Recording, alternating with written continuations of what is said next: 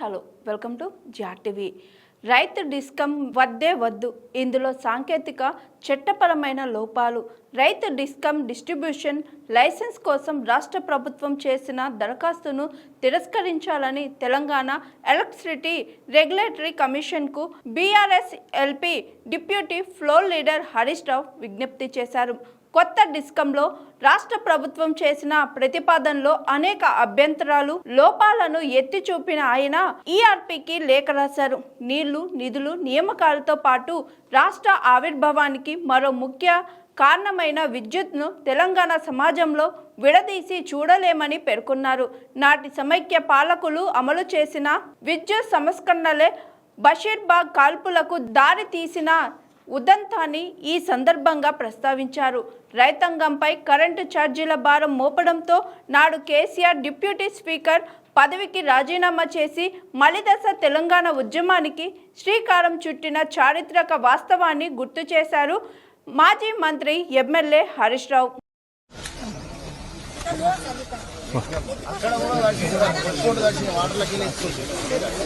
అన్న ఇంతమంది ఫోన్లు పట్టుకొని మధ్యలో దర్శిందా బాబు ఎక్కడ దిగింది అన్న?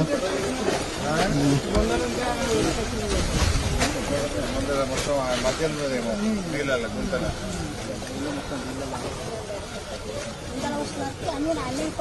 బాబు అట్లా ఇస్తుంది మన బసరాజ్ ఆయన ముసలైన ఇటు ఉంటే ఇంకా మునిగి మళ్ళీ తీసి జరిగా కొంత మీరు సంచులు నింపితే ఇట్లే పచ్చి తీసుకుపోతా అంటుంది.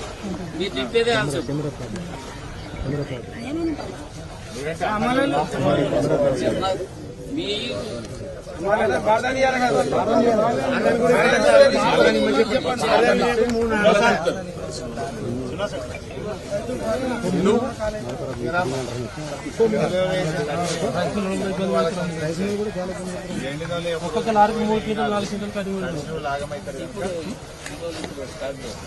రాము ఆగురా మనలో ఉండని రైతులు ఉండని కదా ఈడ మనమే ఉంటాయి కదా రైతులు ఉన్నారు కదా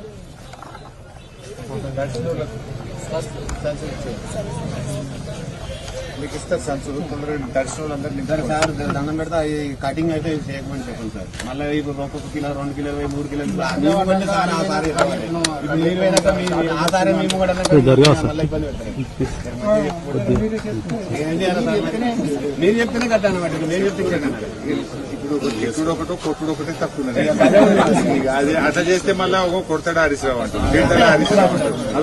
అదో బదనం ఇక్కడట్లేదు కొట్టేటట్లేదు వేసుకుంటాడు. ఇప్పుడు ఎంతసేపు మా రైతుల మందరం ఏమి ఇబ్బంది పడుతున్నామంటే మా ఆయనే దాన్ని మా ఆయనే అని చెప్తున్నారు.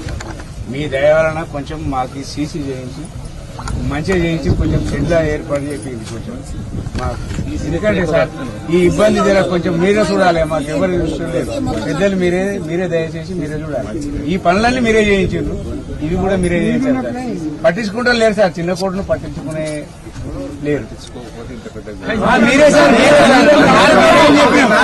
మీరే చెప్పిన సార్ మీకోసమే చెప్పిన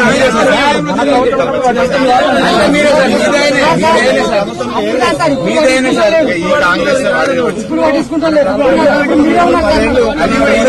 మీ సర్వతో అయితే సార్ లేకుండా కాదు సార్.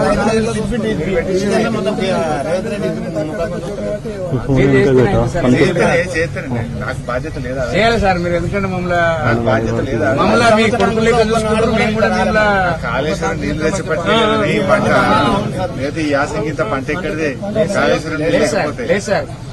నీకు మంచిగా కేసీఆర్ బరకతున్న పంట వచ్చింది.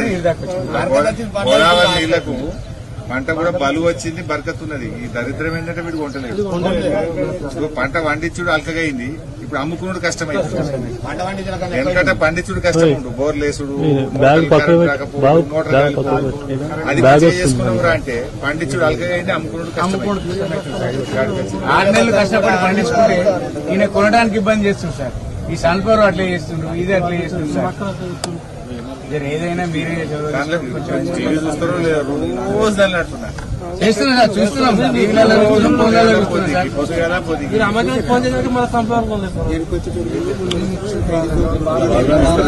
గవర్నమెంట్ ఏం చేస్తారు? మొదలైతే ఇబ్బంది లేదు.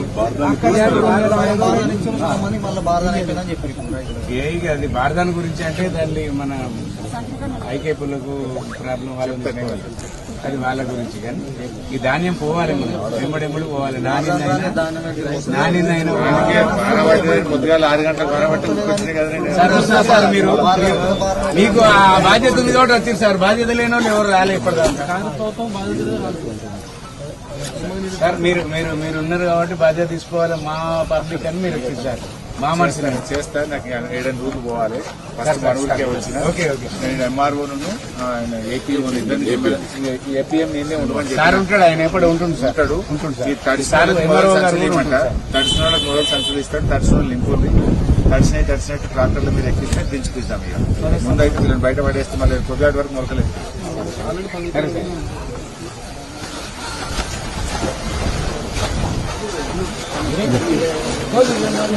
సైడ్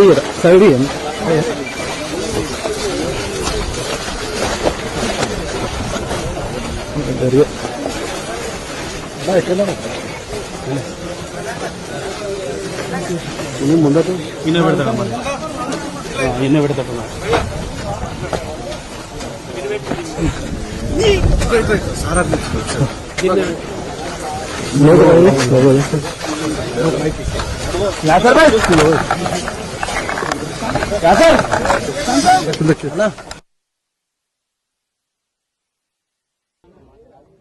అధికారంలో ఉన్న 2 ప్రభుత్వాలు కూడా బాధ్యత విస్మరించి ఈరోజు రోడ్ల మీద ధర్నాలు చేస్తూ రైతులను మోసపుచ్చుతా ఉన్నారు.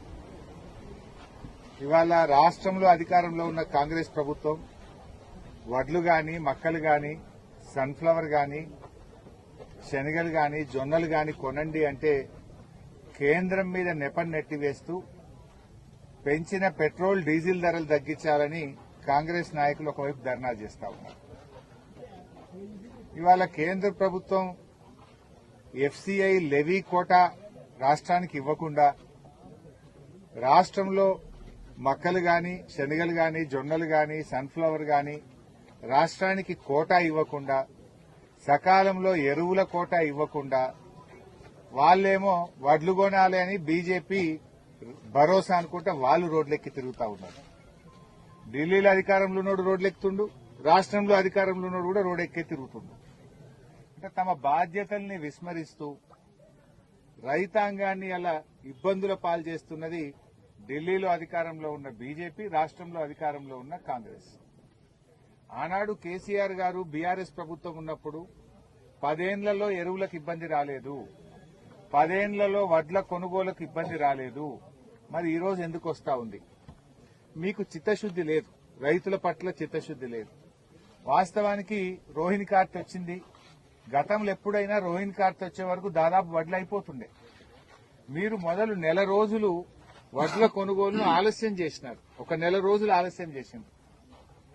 ఆన్లైన్ ట్యాగింగ్ అని, మొత్తం లోడ్ అయినాక అది ఏ మిల్లుకు పోవాలనో చెప్తామని, ఇది కొత్త రూల్స్ అని చెప్పి ఒక నెల రోజుల సమయాన్ని వృధా చేయడం వల్ల వడ్ల కొనుగోలు ఆలస్యమై ఇవాళ రైతాంగం ఇబ్బంది పడతా ఉన్నారు.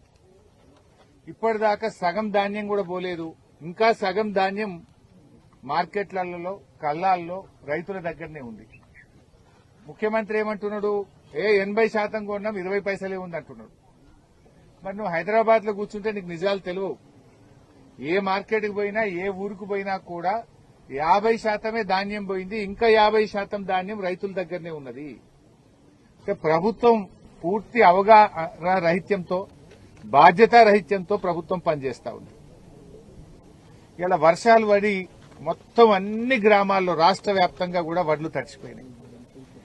ఈ తడిసిన ధాన్యాన్ని ఏం చేయాలనో తెలియక రైతులు చాలా బాధపడతా ఉన్నారు. రేపొద్దున వరకు మొత్తం మొలకొస్తుంది, మొత్తం పగిలిపోతుంది. అందువల్ల ప్రభుత్వం, ముఖ్యమంత్రి గారు, బాధ్యత కలిగిన మంత్రులు రాష్ట్ర వ్యాప్తంగా వెంటనే వీడియో కాన్ఫరెన్స్ పెట్టండి, జూమ్ కాన్ఫరెన్స్ పెట్టి తహసీల్దార్లను, డిఆర్డీఏ అధికారులను అందరు అధికారులను కూడా జిల్లాలో ఉండే మొత్తం అధికారులను మండలాల వారీగా బాధ్యత పెట్టి తడిచిన ధాన్యాన్ని వెంటనే లిఫ్ట్ చేసి రైస్ మిల్లకు బాయిల్డ్ రైస్ మిల్లకు పంపించాలని చెప్పి ప్రభుత్వాన్ని డిమాండ్ చేస్తా ఉన్నాం. ఎందుకంటే రైతు నష్టపోతాడు. ఇవాళ తరుగు లేదు అని ముఖ్యమంత్రి గారు ప్రభుత్వం చెప్తుంది. ఏ రైస్ మిల్లు కూడా 43 కిలోలు పెట్టండి దించుకునే పరిస్థితి లేదు. మీరు 43 కిలోలు పెడితేనే మేము దించుకుంటాం, లేకపోతే మా దగ్గర రానే రావద్దని తెగేసి చెప్తున్నారు ఇలా రైస్ మిల్లులు. స్పష్టంగా చెప్తా ఉన్నారు. మరి బాధ్యత కలిగిన అధికారులను అడిగితే మీరే మిల్లులతో మాట్లాడుకోండి, ఏడుకో ఆడికి చేసుకోండి అని అధికారులు కూడా చేతులు ఎత్తేసిన పరిస్థితి ఉంది. ఇలా క్వింటాల్ మీద 3 నుంచి 5 కిలోల తరుగు పెడతా ఉన్నారు. ఏ గ్రేడ్లో కొనాల్సిన వడ్లను మొత్తం బి గ్రేడే కొంటున్నారు. ఇది గత చరిత్రలో ఎప్పుడు కూడా లేదు. ఎప్పుడైనా ఏ గ్రేడ్లోనే వడ్లు కొన్నారు.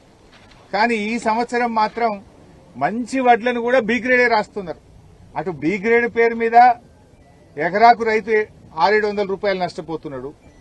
ఇటు తరుగు పేరు మీద 3 కిలోల నుంచి 5 కిలోలు తరుగు పెడితే దీని మీద రైతు దాదాపు 3,000 రూపాయలు నష్టపోతా ఉన్నాడు. 2 రకాలుగా రైతుకే నష్టమైతా ఉంది. ఇటు హమాలీ ఛార్జీలు, లారీలు కూడా ఏమైతున్నాయి, వెయిటింగ్ ఉందని చెప్పి లారీ డ్రైవర్లు కూడా రైతుల దగ్గర డబ్బులు వసూలు చేస్తున్నారు.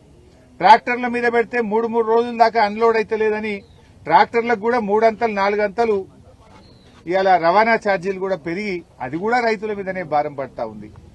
ప్రభుత్వం ధాన్యం కొనుగోలు విషయంలో పూర్తిగా విఫలమైపోయింది. ఈ ప్రభుత్వం యొక్క బాధ్యత రహిత్యం వల్లనే ఈ రకంగా జరిగింది. మొదలు 90-95 లక్షల మెట్రిక్ టన్నులు కొంటామన్న ఉత్తమ్ కుమార్ రెడ్డి ఇప్పుడు 70 కొంటా అంటుండు. ఎందుకు తగ్గిస్తున్నావు? వాస్తవానికి ఇలా కాళేశ్వరం జలాలతోని బంగారముల పంట పండింది. ఇలా పంట పండించుడు అల్కగైపోయింది, పంట అమ్ముకోవడం కష్టమైతా ఉంది. ఈ ప్రభుత్వం యొక్క వైఫల్యం వల్ల ఇలా సుక్కలు కనబడతా ఉన్నాయి పంట అమ్ముకోవాలంటే. మీరిద్దరు ఇదేం డ్రామా?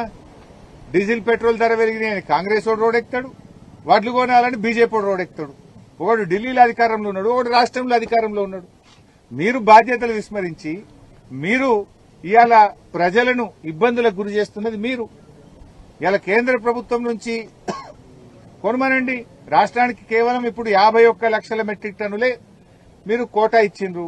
రాష్ట్రంలో పండింది 1,40,00,000. పూర్తి కోటా ఇవ్వమని చెప్పి ఎంపీలు ఈడ బీజేపీ ఎంపీలు ఇక్కడగా తిరగాల్సింది. మీరు ఢిల్లీలో పోయి సివిల్ సప్లైస్ మంత్రి దగ్గర కూర్చొని రాష్ట్రానికి 1,40,00,000 కోటా ఇప్పియండి. ఇవాళ రాష్ట్ర ప్రభుత్వాన్ని కూడా అడుగుతున్నాం. గతంలో కేసీఆర్ గారు ఉన్నప్పుడు కూడా అప్పుడు కూడా ఇదే బీజేపీ ప్రభుత్వం వడ్లు కొనమంటే మంత్రులు ముఖ్యమంత్రిపై మేము ఢిల్లీలో ధర్నా చేసి ఒత్తిడి పెట్టి కొట్లాడి మేము కోటా తెచ్చినాం. మీరెందుకు పోరు ఢిల్లీకి? ధర్నా చేయండి, లేదు రాష్ట్ర ప్రభుత్వం తరఫున కొనండి. మీరు కేంద్రం పేరు చెప్పి మీరు తప్పించుకోవడం ఏంది? ఆనాడు కేంద్రం కోటా ఇవ్వకపోయినా సన్ఫ్లవర్ అయినా జొన్నలైనా శనిగలైనా ఆ రోజు మేము కొన్నాం, రాష్ట్ర ప్రభుత్వ డబ్బులతో కొన్నాం, రైతుకు ఇబ్బంది కాకుండా చూసినాం. ఇప్పుడు 2 నెలలు అయింది సన్ఫ్లవర్ ఆగబట్టి. మీరు 2 నెలల నుంచి మీరు కొనక ఇలా చెదలు పట్టిపోయినటువంటి పరిస్థితి వచ్చింది.